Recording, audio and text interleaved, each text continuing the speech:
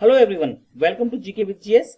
और आज के इस लेक्चर में मैं आपके लिए लेके आया हूं कुछ ऐसे बेहतरीन क्वेश्चंस जिनमें से कम एक क्वेश्चन आपको हर एक एग्जाम में देखने को मिल जाता है। तो आइए शुरू करते हैं।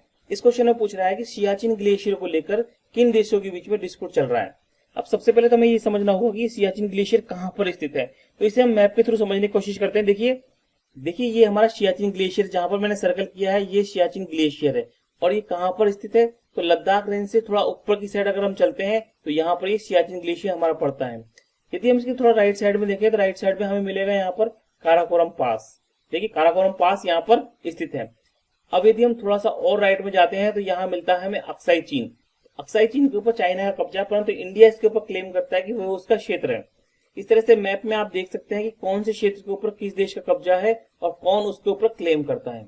अब यदि हम सियाचिन ग्लेशियर की बात करते हैं तो सियाचिन ग्लेशियर जो है दुनिया का सबसे ऊंचा बैटलफील्ड है और इसकी ऊंचाई है लगभग 20,000 फीट।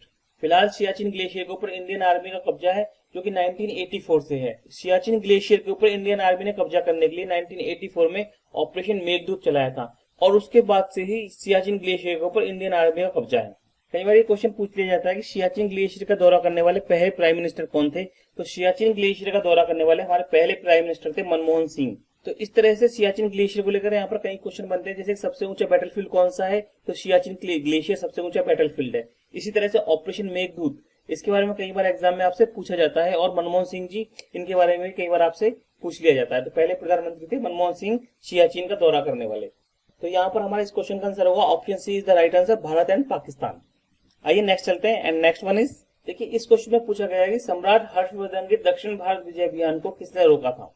अब सबसे पहले तो हर्षवर्धन की बात करें तो हर्षवर्धन जो है पुष्यवती वंश का शासक था और इसकी राजधानी थी थानेश्वर, जिसे कि बाद में इसने परिवर्तित करके कन्नौज कर लिया था। हर्षवर्धन की मृत्यु के बाद में पुष्यवती वंश समाप्त हो जाता है। हर्षवर्धन एक महान शासक था और चीनी यात्री हैंसोंग हर्षवर्धन के दरबार में ही रहा करता था, जिसने कि नालंदा विश्वविद्यालय से योग शास्त्र का अध्ययन किया था। इसी तरह से बाणभट्ट भी हर्षवर्धन के दरबार में था, जिसने हर्षचरित और कादम्बरी की रचना की थी। हर्षवर्धन ने स्वयं कई नाटकों की रचना की है, जैसे रत्नावली, नागानंद, प्रियदर्शिका। तो इस तरह से हर्षवर्धन खुद भी साहित्य में काफी रुचि रखता था। अब यदि बात करें इस युद्ध की, तो हर्षवर्धन को हराने वाला शासक था पुलकेशिन द्वितीय। पुलकेशिन द्वितीय ने ही हर्षवर्धन के इस अभियान को रोका था और इस युद्ध का वर्णन हमें मिलता है हैंसोंग की प्रशस्ति के अंदर। तो इस क्वेश्चन का राइट आंसर होगा ऑप्शन ए, पुलकेशिन द्वितीय। अब पुलकेशिन द्वितीय जो है वो चालुक्य वंश का शासक था। चालुक्य वंश का बहुत ही प्रतापी शासक था पुलकेशिन द्वितीय।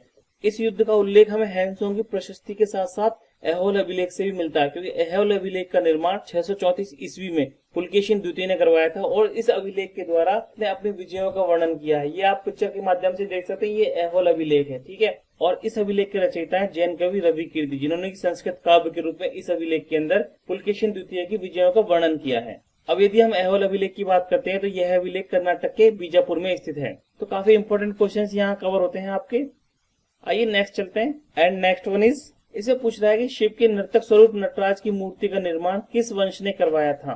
And the answer is option D, Chola वंश। चोल वंश ने इस नटराज की मूर्ति का निर्माण करवाया था। अब यदि हम इस मूर्ति की बात करते हैं तो यह मूर्ति जो है वो कांसे की बनी हुई है और नटराज का जो मंदिर है वो तमिलनाडु में स्थित है। मैं आपको मूर्ति दिखा देता हूँ पिक्चर के माध्यम से। तो देखिए ये नटराज की मूर्ति है जिसमें कि शिव नर्तक स्वरूप में दिखाई दे रहे हैं। अब यदि हम चोल वंश की बात करते हैं तो चोल वंश का संस्थापक कौन था, विजयालय जो है वो चोल वंश का संस्थापक था। इसी तरह से चोल वंश का अंतिम राजा था राजेंद्र तृतीय या राजेंद्र थर्ड। तो राजेंद्र थर्ड जो है वो चोल वंश का अंतिम राजा था। तो याद रखिएगा इन चीजों को आप। अब यदि हम गुप्त वंश की बात करते हैं तो देखिए गुप्त वंश की स्थापना की थी श्रीगुप्त ने। किसने की थी? श्रीगुप्त ने गुप्त वंश की स्थापना की थी। इसी तरह से गुप्त वंश का जो शासक है समुद्रगुप्त, समुद्रगुप्त को भारत का नेपोलियन कहा जाता है। कई बार एग्जाम में क्वेश्चन पूछा जाता है कि भारत का नेपोलियन किसे कहा जाता है, तो गुप्त शासक समुद्रगुप्त को भारत का नेपोलियन कहा जाता है। इसी तरह से गुप्त वंश का अंतिम शासक था विष्णुगुप्त। विष्णुगुप्त जो है वो गुप्त वंश का अंतिम शासक था। तो याद रखिएगा आप, ये तीनों ही क्वेश्चन यहाँ काफी इंपोर्टेंट है। आइए नेक्स्ट चलते हैं। एंड नेक्स्ट वन इज, इसमें पूछ रहा है कि पेड़ पौधों में जाइलम टिश्यू का क्या काम है, या जाइलम टिश्यू क्या काम करता है पौधों के अंदर। And the right answer is option C, जल वहन करना।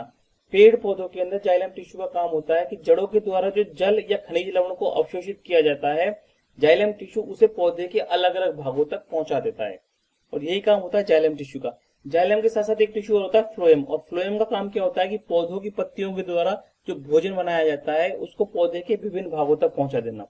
जाइलम और फ्लोएम दोनों कॉम्प्लेक्स टिश्यू की कैटेगरी में आते हैं। इन दोनों टिश्यूओं को हम ट्रांसपोर्टेशन टिश्यू भी कहते हैं, क्योंकि ये पदार्थों को एक जगह से दूसरी जगह तक पहुंचाने का काम करते हैं। देखिए, जाइलम और फ्लोएम इन दोनों को जटिल स्थायी ऊतक या कॉम्प्लेक्स परमानेंट टिश्यू भी कहा जाता है, साथ ही इन्हें ट्रांसपोर्टेशन टिश्यू भी कहा जाता है। जाइलम टिश्यू के 4 पार्ट्स होते हैं, ट्रैकिट, वेसल्स, जाइलम फाइबर और जाइलम पैरेन्काइमा। ठीक, इन चारों पार्ट्सों से मिलकर जाइलम टिश्यू बना हुआ होता है।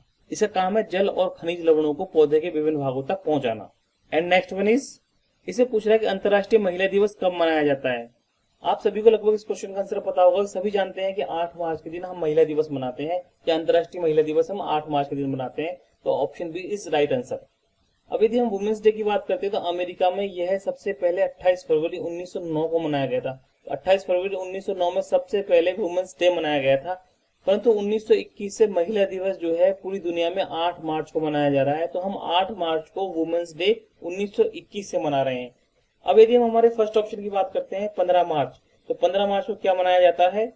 तो देखिए, 15 मार्च को मनाया जाता है विश्व उपभोक्ता दिवस या वर्ल्ड कंज्यूमर डे। इसी तरह से थर्ड ऑप्शन है 30 मार्च, तो 30 मार्च के दिन मनाया जाता है राजस्थान स्थापना दिवस। और इसी तरह से हमारा लास्ट ऑप्शन है 22 मार्च, तो 22 मार्च के दिन हम मनाते हैं विश्व जल दिवस या बिहार स्थापना दिवस। 22 मार्च के दिन मनाया जाता है। तो आप याद रखिएगा इन चारों ऑप्शंस को। आइए नेक्स्ट चलते हैं, और नेक्स्ट क्वेश्चन है, मैकाले पर्वतमाला किस राज्य में स्थित है?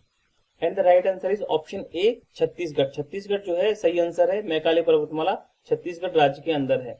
अब यदि हम मैकाले पर्वतमाला की बात करते हैं तो इसकी सबसे ऊंची चोटी है अमरकंटक। मैकाले पर्वतमाला की सबसे ऊंची चोटी कौन सी है? अमरकंटक जो है इसकी सबसे ऊंची चोटी है, और इसकी ऊंचाई है 1036 मीटर। याद रखिएगा, अमरकंटक ही नर्मदा नदी का उद्गम स्थल है। नर्मदा नदी जो निकलती है वो अमरकंटक से ही निकलती है। इन दोनों नदियों की यह विशेषता है कि ये नदियां पूर्व से पश्चिम की ओर बहती हैं। भारत की समस्त नदियां पश्चिम से पूर्व की ओर बहती हैं, परंतु ये दोनों नदियां पूर्व से पश्चिम की ओर बहती हैं और अरब सागर में जाके गिरती हैं।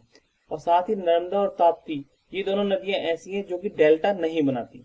इसी तरह से हम बात करें अमरकंटक की पहाड़ी से, नर्मदा, सोन और महानदी, इन तीनों नदियों का उद्गम स्थल भी अमरकंटक की पहाड़ी है। आइए नेक्स्ट क्वेश्चन पे चलते हैं। एंड नेक्स्ट वन इज, इस क्वेश्चन में पूछ रहा है कि वह कौन सा प्रस्ताव है जिसे कि लोक महत्व का समझकर तुरंत ही उसके ऊपर चर्चा की जाती है, तो उस प्रस्ताव को क्या कहते हैं? And the right answer is option B. अब यदि स्थगन प्रस्ताव की बात करते हैं तो यह प्रस्ताव जो है संसद के किसी भी सदन में लाया जा सकता है, परंतु इस प्रस्ताव को लाने से पूर्व 50 सदस्यों की सहमति की आवश्यकता होती है। साथ ही लोकसभा अध्यक्ष की अनुमति लेनी पड़ती है, उसके बाद ही इस प्रस्ताव को संसद के किसी सदन में लाया जा सकता है। आइए नेक्स्ट क्वेश्चन पे चलते हैं। एंड नेक्स्ट वन इज, इसे पूछ रहा है कि सिनकोना पौधे के किस भाग से कुनैन प्राप्त की जाती है?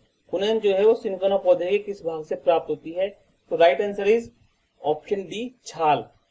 सिनकोना पौधे की छाल से कुनैन प्राप्त की जाती है। अब यदि कुनैन की बात करते हैं तो कुनैन का यूज किया जाता है मलेरिया रोग में। मलेरिया रोग में कुनैन का यूज किया जाता है। इसी तरह से पेन किलर के रूप में या दर्दनाशक के रूप में भी कुनैन का यूज किया जाता है।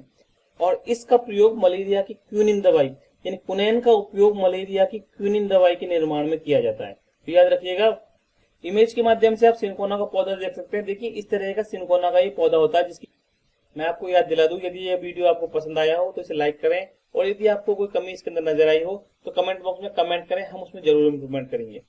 मुझे पूरी उम्मीद है कि अब तक आपने चैनल को सब्सक्राइब कर दिया होगा और इस वीडियो को लाइक कर दिया होगा।